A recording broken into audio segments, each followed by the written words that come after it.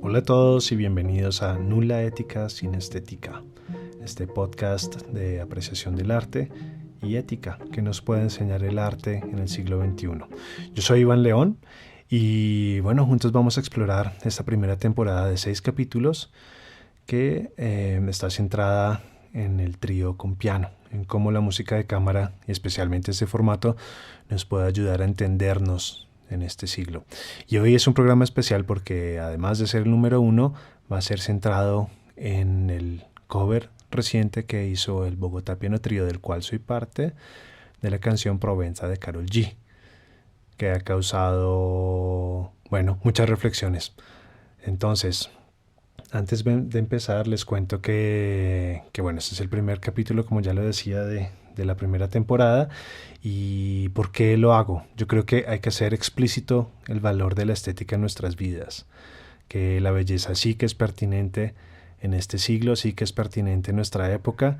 Y pues bueno, yo creo que vale la pena hacer un poco de reflexiones sobre lo que significa amar el arte y apreciarlo y vernos hacia adentro, en la parte más espiritual de nosotros. Así que empezamos con este primer capítulo.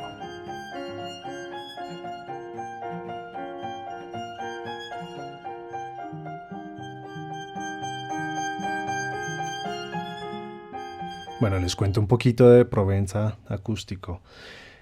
Primera cosa, si no lo han visto, si no lo han escuchado, vayan de una a Spotify, busquen Bogotá Piano Trío Provenza cover, o vayan a YouTube o vayan al canal de Instagram del Bogotá Piano Trío y lo escuchan. Y acá los espero. Pongan pausa y los esperamos. Para los que ya lo vieron, entonces ya podemos empezar con toda.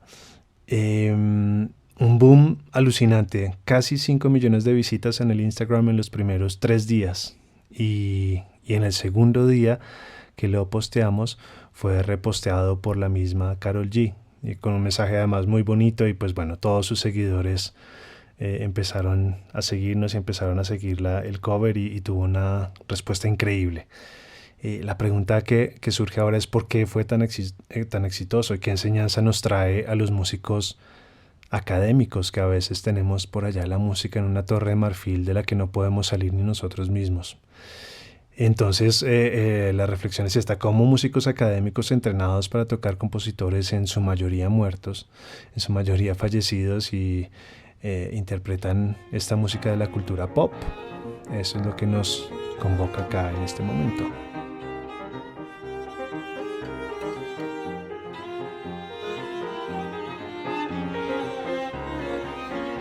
Entonces, primera pregunta, ¿por qué nace este proyecto? Y creo que acá me debo remontar a experiencias precedentes, porque Mauricio Arias Esguerra, que es nuestro pianista, es un extraordinario pianista, pero también extraordinario compositor. Hace ya algún tiempo, ya casi desde hace 2 años más o menos, ha empezado a grabar, a arreglar algunas canciones de nuestro folclore colombiano y bueno, y también ecuatoriano realmente.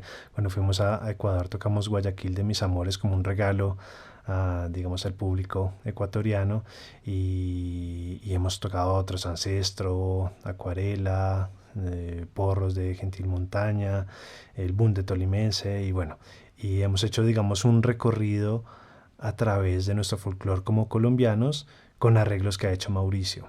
La respuesta del público siempre ha sido extraordinaria, eso siempre nos ha hecho pensar, porque en nuestros programas por supuesto tenemos los grandes clásicos, Schubert, Brahms, Haydn, bueno, y todos los grandes, además de contemporáneos colombianos que siempre ponemos en nuestros programas, digamos, autores contemporáneos muy interesantes como Juan Antonio Cuellar, como Amparo Ángel, etcétera.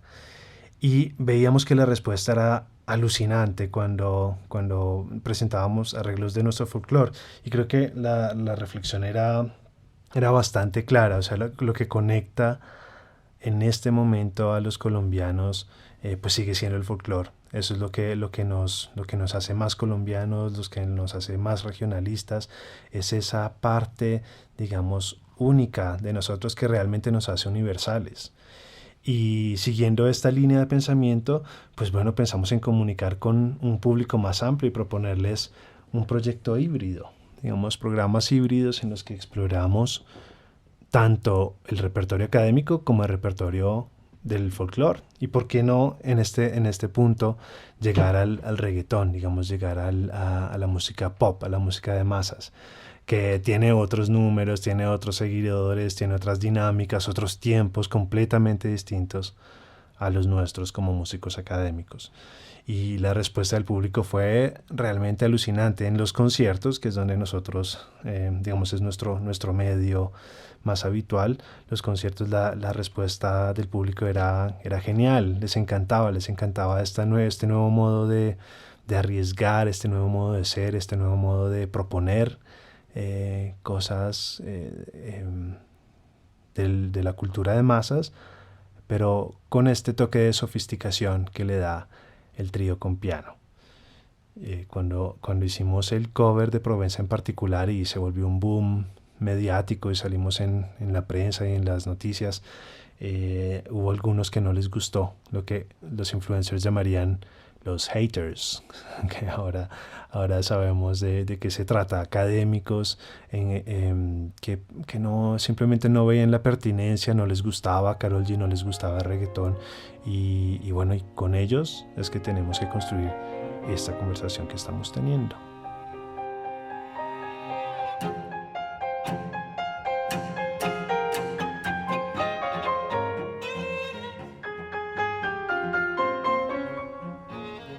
Bueno, hay un sociólogo norteamericano que se llama Dwight MacDonald, que escribe un libro llamado Mass Culture, Meat Culture, o Culturas de Masas y Cultura del Medio, más o menos sería la traducción que acabo de hacer, porque en realidad es una palabra inventada, esta Meat Culture.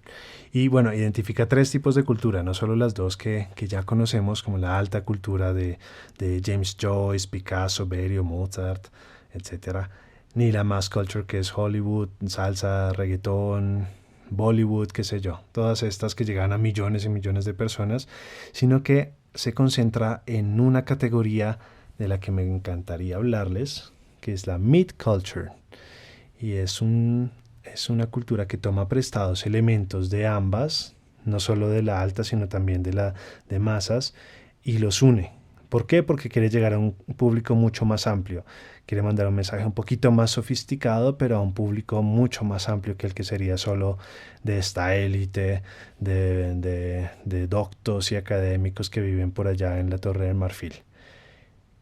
Esta cultura intermedia es la que yo siento que no hemos descubierto lo suficiente en el siglo XXI, y que hay personas que critican con gran ligereza la alta cultura y la cultura de masas y no entienden que en realidad hay una cultura intermedia que está en conversación continua desde siempre ha estado en conversación continua con una y la otra, y es ese punto intermedio que a los seres humanos siempre nos cuesta tanto descubrir y que acá es bastante claro.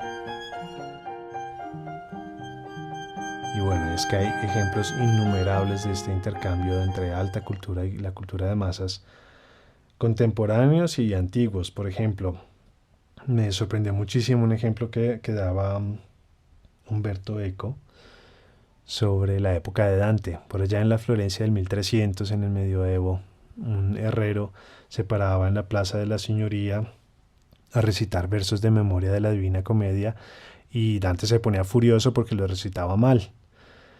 Entonces eso demuestra mucho la popularidad de la que gozaba la Divina Comedia y Dante en particular, porque hasta los analfabetas recitaban y amaban recitar la Divina Comedia. Otro de los pescadores del Pireo que iban a escuchar a Sófocles después de haber pasado toda la mañana pescando, y se alimentaban no solo de pescado, sino en la tarde iban a alimentarse el espíritu y el intelecto con este gran filósofo. En particular, yo creo que en esta época las maneras de disfrutar estas 3 categorías cambian mucho, muchísimo, porque todos buscamos una experiencia, pero la experiencia es de un tipo muy distinto. Por ejemplo, yo creo profundamente que el ir a un concierto de música académica se parece mucho como a ir a misa para los que creen o para los que van a misa los domingos a las 12 del día y sacan una hora de su semana para conectarse espiritualmente, para ir hacia adentro de su ser. Yo creo que exactamente lo mismo que nos pasa a los que vamos a conciertos de música académica. Sacamos 2 horas de nuestro día, de nuestras vidas, de nuestra semana, para conectarnos profundamente con algo que probablemente nos va a estrujar, probablemente nos va a enternecer, probablemente nos va a hacer llorar o nos va a emocionar o nos va a llevar a un estado de complejísimo, ¿no? Espiritual e intelectualmente. O no, o tal vez no, pero uno se espera una experiencia alta en este sentido. Lo mismo quien va a teatro o quien saca de su presupuesto un poco de dinero para comprar un libro o para ver un gran museo. Uno se espera una gran experiencia. En la música pop sucede exactamente lo mismo, solo que el tipo de experiencia es bien distinta. Es encontrar el éxtasis, es bailar, es olvidar sus problemas. Y en esto me llega a la cabeza el ejemplo de la salsa, al menos en Colombia, en este país, en los años 80 y 90, pues el conflicto era increíble. No solo el conflicto armado, sino el conflicto social por el narcotráfico. Y acá la muerte estaba literalmente a la vuelta de la esquina todos los días. Y todos los días moría gente y todos los días el narcotráfico hacía atentados y la gente rumbeaba como locos. Rumbeaban hasta el otro día a las 8 de la mañana y parecía que la rumba no se acabara y era de nivel así impresionante y la salsa cumplió un papel definitivo en en toda esta catarsis como sociedad. ¿Por qué? Porque como la muerte estaba al lado, la vida también tenía que estar al lado y solo porque sabíamos que era la muerte, sabíamos que era vivir intensamente, porque eso se podía acabar en cualquier momento. Entonces le hacíamos frente a la muerte, pero también le hacíamos frente a la vida. Y todo eso sucedía con un género como lo es la salsa. Muy interesante, yo creo, porque también habla mucho de las épocas. En este momento hay algo que ocurre con los tiempos que hablábamos, ¿no? De los modos de disfrutarlo y en generar el tiempo para disfrutar de ese material que suben a las redes, que normalmente ahora ya hay digamos, una atención muy corta a todo lo que suceda y todos estamos peleando por atención. Y la atención puede durar 30 segundos máximo y a alguien le gusta o le disgusta, sigue en el scroll o se queda o mira y cada persona, cada empresa, cada individuo, cada artista está luchando porque miren cada vez más lo de ellos y se queden y lo disfruten y consuman más. Y esa parte del consumo y de ser muy efímeros con lo que se dice, muy rápidos, pues dice mucho de la sociedad en la que vivimos y da mucho que entender de lo que tenemos que aprender los artistas académicos, que es en enganchar al público joven y hacerle apetecible nuestro producto. A la vez, masificar la música académica no es la solución. O sea, masificar a Beethoven y ponerlo en todos los ascensores del mundo y en los aeropuertos no es para nada cultivar la alta cultura en las masas, para nada. Lo único que promueve esto es la inatención, es la falta de atención hacia Beethoven, realmente hacia el mensaje estético que puede dar un autor como Beethoven o Mozart, bueno, eso solo por nombrar uno. Hay un ejemplo muy interesante que es de Leonard Bernstein en Estados Unidos en los años tal vez 60, 70, que cita en su libro sobre la apreciación de música, y es que una empresa de papeles higiénicos necesitaba una banda sonora para su última publicidad, su última propaganda, y escogen el Requiem de Mozart. Y bueno, lo ponen, sale en onda la publicidad y los académicos absolutamente escandalizados por esto, pues escriben muchas cartas a la empresa de publicidad y ellos no le responden para nada hasta que alguien decide contarles pues es que un requiem es música sacra, y siendo Estados Unidos pues inmediatamente estos quitan el requiem de Mozart, le envían una carta a la persona que se quejó y le dicen que ellos no tenían ni idea que el requiem de Mozart tenía, el Lacrimosa en particular tenía unas connotaciones religiosas, y lo quitan inmediatamente del aire y lo reemplazan con la quinta de Beethoven. Entonces masifican de nuevo una música académica, le quitan la importancia, la ponen en contextos tontos, superficiales, y obtienen el resultado inversamente contrario a lo que se quisiera, ¿no? A lo que quisieran los grandes programadores de las grandes salas, de las grandes orquestas. Es muy curioso esto. Bueno, y para finalizar y ya ir a la parte de las conclusiones, me gustaría hablarles de un sociólogo francés que se llama Pierre Bourdieu. Y él habla de dos cosas muy, muy interesantes y muy inherentes a lo que estamos hablando. Él habla que hay una especie de plano cartesiano en el cual el eje horizontal es el capital económico y en el eje vertical él pone el capital cultural. Entonces dice que hay dos cosas bien distintas: el capital económico referido a qué tanta plata tienes en el bolsillo o en el banco, ¿no? Hay gente que tiene muchísimo dinero pero que no tiene nada de capital cultural, como lo puede ser un mafioso, por nombrar algo, o un emprendedor que salió de la nada hace 7 años y que ahora tiene mucho dinero y que siempre en el fondo añoran un poquito de ese capital cultural que otros tienen en gran cantidad y que ellos no pueden comprar con su dinero. Por ejemplo, el gran empresario chino que ahora compró un piano de cola y lo pone en su sala y obliga a sus hijos a estudiar piano y violín y apreciar el arte figurativo, porque él cree que aumentando ese capital cultural más el capital económico que tiene ahora, pueden llegar a otras esferas del poder. Bueno, es bastante claro, digamos, en la nobleza, en cualquier tipo de nobleza, pero en la nobleza británica, en donde los nobles, los monarcas, tienen un gran capital económico, por supuesto, pero además de todo tienen un gran capital cultural. Aprecian mucho el arte, donan millones y millones de esterlinas a los museos, van a conciertos, y ese capital cultural más el económico los hace, digamos, los inalcanzables que son. Por otra parte, hay otras personas que se dedican a acumular un gran capital cultural, leen mucho, van mucho a cine, saben mucho de teatro, saben mucho de música, pero no necesariamente tienen el capital económico. Y está bien, son dos tipos de élites muy distintas. Lo que sí veo como un peligro enorme en nuestra sociedad de estas élites, como lo acabo de llamar, es que la élite siempre discrimina. Y usamos siempre este tipo de elitismos para sentirnos superiores a los demás. Por supuesto, los que tienen más dinero, bueno, ese tipo de elitismo lo conocemos bastante en Latinoamérica, pero el elitismo cultural no tanto. O mejor dicho, se ha empezado a sentir ya, pero necesitamos hablar de esto. Peter Sellers, que es un gran director de teatro norteamericano, habla del rol de los artistas para comunicar ideas entre estratos y para unir estratos.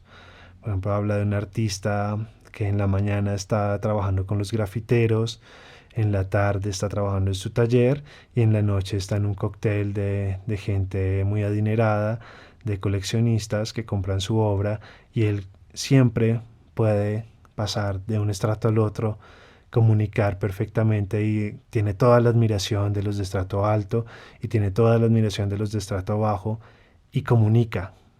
Y ahí está la misión del artista: ir entre estratos sociales distantes y unirlos a través de una idea estética. Me parece una función alucinante. Me parece que los artistas estamos llamados a eso, a cerrar brechas que son enormes en sociedades como la colombiana en particular, pero en Latinoamérica y en los países del tercer mundo en general. Y yo siento que estas palabras de Peter Sellers cierran todo este discurso que hemos hecho a través de el cover de Karol G. Y yo siento que esto nos sienta en una posición de deber. Y es cómo hacemos para acercar muchas culturas, la cultura de masa, de la alta cultura, en esta cultura de la mitad. ¿Cómo hacemos para que distintos estratos disfruten de la misma idea estética alta? Disfruten de la misma idea de que no hay muchas músicas, como decía Dalhouse, para mí, sino que hay una sola música. Hay una sola música que puede ser disfrutada por todos. Y realmente la democratización del arte es una prioridad importantísima para nuestra sociedad.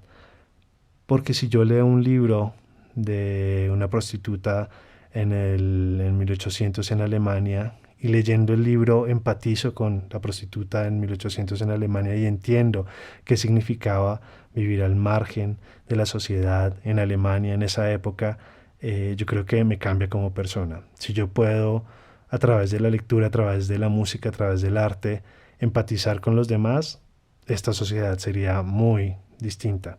Entonces, por favor, aquellos que todavía sienten que la música debe estar en esa torre de marfil, tomemos este cover de Provence Acústico como un tentativo de llamar la atención del gran público a un formato que tiene mucho y mucho que decir de muchas épocas, y de pronto a través de esto podemos acercarlos a algo que tenga un mensaje interesante, tal vez o tal vez no, pero probemos, intentemos algo que nunca hemos hecho en toda la historia de la música.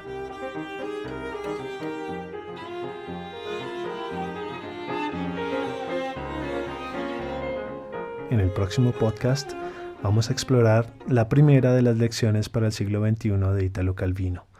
Él propone 5 lecciones que la literatura y el arte en general pueden dar a nosotros, precisamente de lo que se trata este podcast. Lo vamos a aplicar específicamente para el repertorio con trío con piano. ¿Qué puede este repertorio de trío aportar a nuestras vidas a nivel ético? Todo desde una mirada estética. Así que los espero para el próximo podcast. Chao, chao.